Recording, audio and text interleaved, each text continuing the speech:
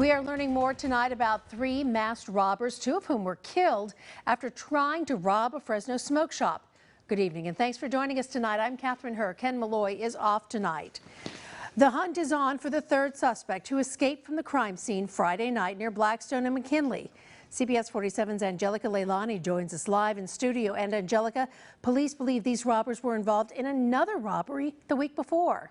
Yes, police say another smoke shop was robbed near Maple and Tulare. They say it's the same description and MO. Now, that business did not want to go on camera, but we also went to the smoke shop where the shooting happened. Now, they were closed during business hours, but what appeared to be threats were written in marker on the outside of the store.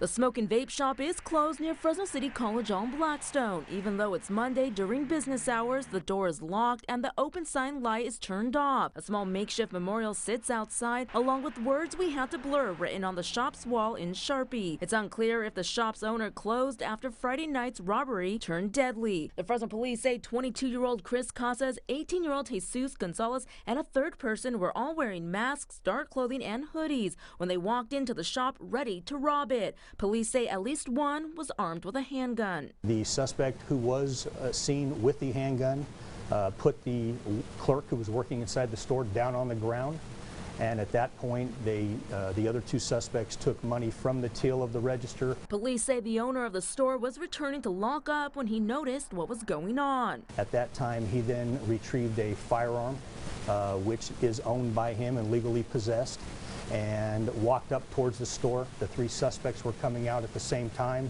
and at this point, based on the evidence located at the scene, it has been determined that the suspects did fire at that store owner, and he then returned fire with his own handgun.